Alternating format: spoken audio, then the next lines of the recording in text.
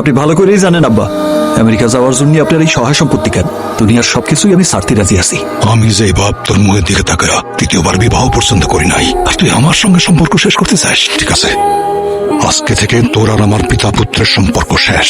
আব্দুল মালিক তোর টাকা দিয়ে আসবে না। দুনিয়া কত বদলে গেছে জানো? মেক্সিকো দিয়ে এখন আর লোক পাঠানো যায় না।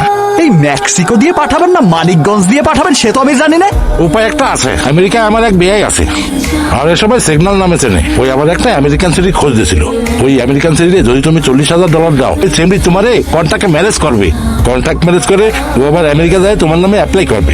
চিনি না জানি না, কোন সেরেক বিয়ে করি আমার জীবনটা নষ্ট করবো নাকি? বিয়ে তো করবে কন্ট্যাক্টে।